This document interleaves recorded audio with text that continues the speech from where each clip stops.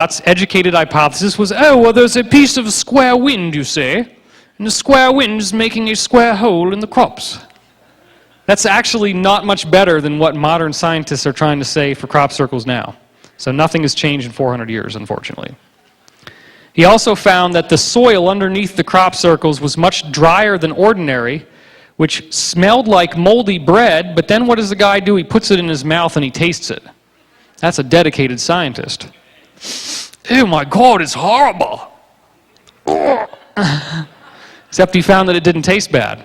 So what do we know this is? This is all the water being zapped out of the soil. It's totally dried out. That's a cosmic thing that happened. That's a extraterrestrial technology.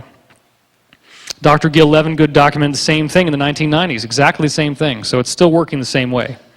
In the late 1940s, somebody witnessed a whirlwind touching down and forming a circle in the corn. He believed it was wind. In only 3 or 4 seconds, you have this perfect sharp-edged circle that was very large, 3 or 4 meters wide, happen. It's about 30 feet. Not quite 30 feet, but it's big. It's like 15, 20 feet. August 1972 in Warminster, he hears a noise. Something pushes down the wheat, but check out the last line. What does it say? The air was what? Completely still. There's nothing going on, no wind that could have explained what happened here. In front of my eyes, I could see a great imprint taking shape. The wheat was forced down in a clockwise direction. He hears a high-pitched humming noise, and the circle opens up like an oriental fan unfolding. Guess what, guys? That's not weather, that's not wind, that's not a bunch of drunk guys walking around stamping down the crops. This guy witnessed it. We can put people in prison based on eyewitness testimony. That's what he saw. Well, let's stop talking about him and start looking at him, because that's where it gets more fun. Here you have the original type of circles you'd see, and then you start to get these patterns of 4, and there's a little one down here that was originally called grape shot. These kinds of patterns start showing up all the time, 2 circles connected by a line with this little arch, or sometimes it was there, sometimes it wasn't, which in pagan symbolism is the pregnant goddess. This is the pregnant belly, here's the head, and here's the arms. But of course, the circle makers couldn't be content by showing us such primitive diagrams, so they came back a couple years ago and they did this. Oh, sorry. Here we have the goddess, of course, in a geometric form, but it's very clearly obvious that's what we're seeing again. This is the rebirth of the earth coming into being. You see 3 goddess formations in this from 1990. This was Alton Barnes' 1990. It made it onto the cover of the Led Zeppelin CD box set, actually. That's a much nicer version of the photograph, too, before everybody tamped it down like you see in this one. All this footsteps messing it up over here. That's not there. Well, this one is one of the greatest ones in terms of the impact that it had. Richard Hoagland was really the one who made this the most popular. It shows, basically, we think it shows first dimension, second dimension, third dimension, and then fourth in the middle, the geometry. These lines are perfectly equated with a tetrahedron inside a sphere. This is a situation where a bunch of people were sitting around studying crop circles, and they said, oh, wow, wouldn't it be great if they did a Mandelbrot set, this fractal? The very next day, it shows up in the crop. So somebody's listening. Truck driver drives by this part of the field. He doesn't see anything there. 15 minutes later, the farmer is going out there, and he sees this thing in his crops. It wasn't there 15 minutes earlier. It showed up in 15 minutes in 1996. Surveyors were asked how long it would take to do this if you plotted it all out on the ground, and they said minimum 2 to 3 days, and that would be if you really worked all day and all night. It's a beautiful formation, 15 minutes. This one's even more outrageous in 1996, because now you get like 3 of them rather than just 1, and they form this very interesting cat's cradle of equilateral triangles when you look at it from the top down.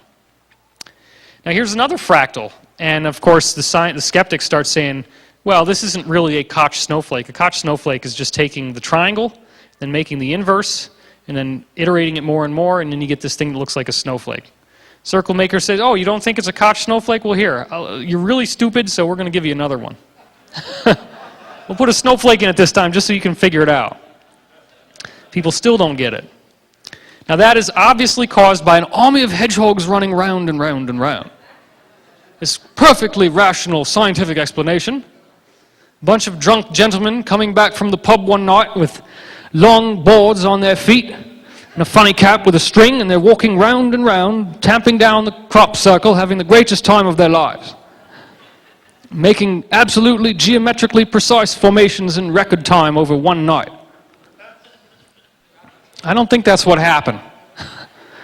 And this is the kind of stuff that they were doing 1,200 years ago, causing Agabard to prohibit the pagans from taking these things out for fertility rituals, all the crops from these circles.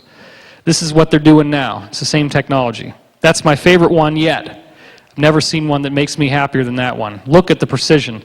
There isn't a single part of this that's geometrically out of alignment. Nobody on the ground could have done that in the one night that it showed up in. It's just too complex. Well, there's a message in there, genetic changes in evolution.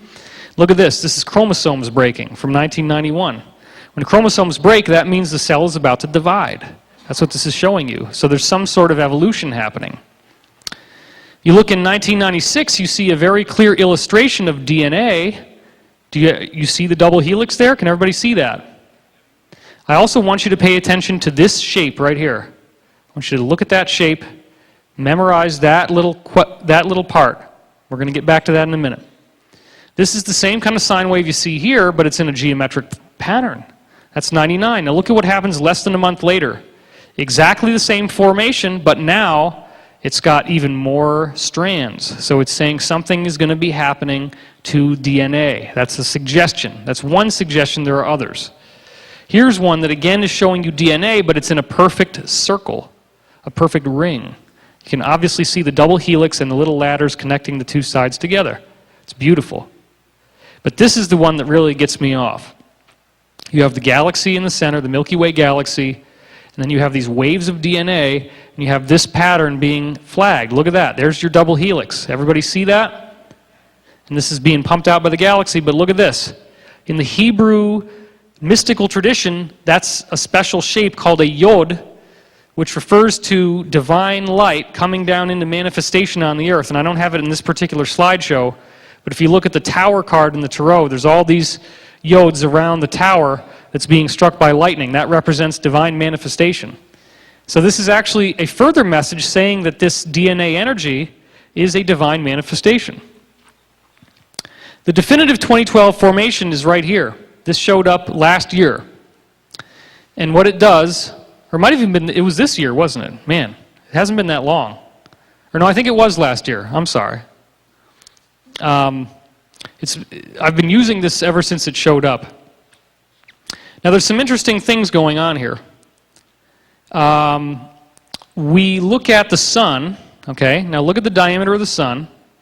We know that all of these objects here represent the planets, and it's a specific planetary alignment.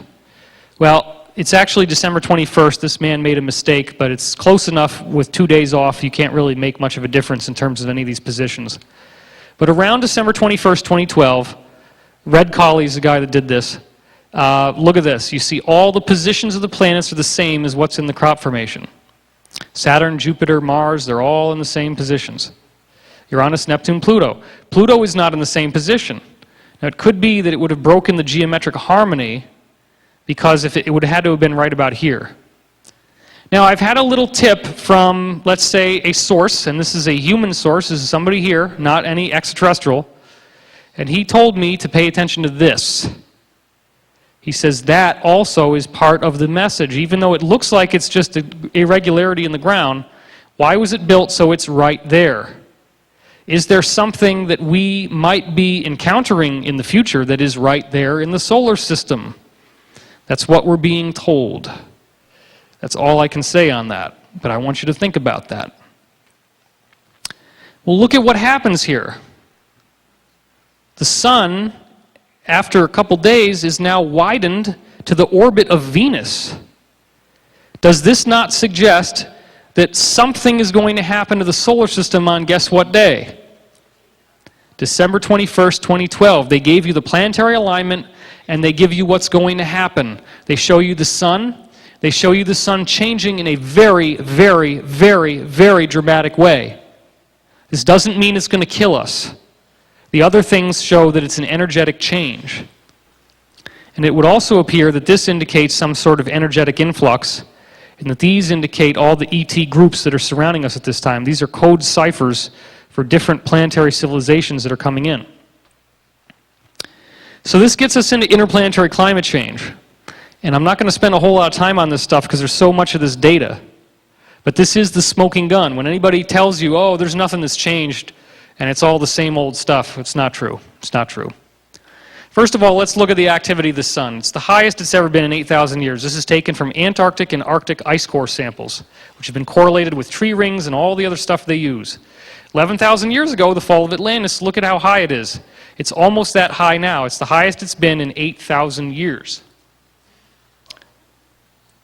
The sun is now giving off storms that used to take 2 or more hours to get here, showers of protons. Last year, well, that's 2005.